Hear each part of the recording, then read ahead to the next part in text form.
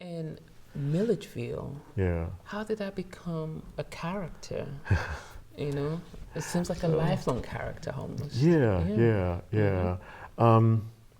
That I think credit is due to the novelist Terry Jones. We were in a workshop together years and years ago, and I'd been bringing poems in about my father to the workshop, and she was just like, "I'm kind of tired of reading about your complicated relationship with your dad." You know, fellow student to fellow student. She's like, this isn't really doing it for me.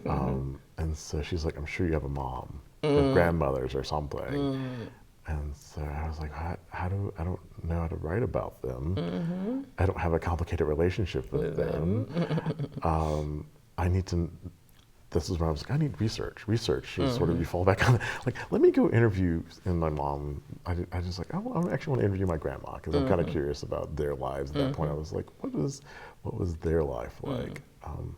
And one of them agreed to an interview, and we sat down, and I interviewed her and got to learn a bit about her, and that interview kind of transformed into these grandmother poems, which was like, oh, I think I have maybe the beginning of something. It felt like a sea change in my writing. Sort of early exploration of form. As a writer, like, you know, I'd read sonnets and other formal things before, but like actually trying to put my hand at them, I hadn't really done that yet. And then sort of this interviewer, researcher, it opened up some things for me. And then those poems were actually published in Callaloo. It's our first major publication years ago. Thank you, Charles Rowell. Incredible editor, very generous person. And I showed my grandma. I was very proud. I was like, "Yeah, there's like these poems published," and she was like, "I didn't know you were going to do it. Like, we're going to be in a magazine somewhere."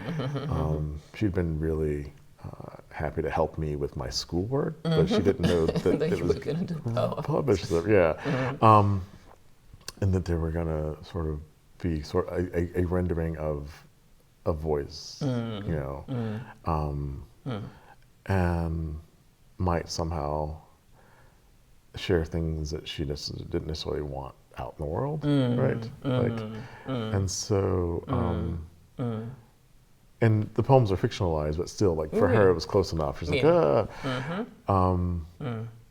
and so I was like, I need to respect her privacy, and sort of as an ethical move that also, for me as a writer, opened up possibilities. I was like, I'm going to invent a character, and I'm going to move away from my grandmother and not be tied to her biography, or lean too heavily on that.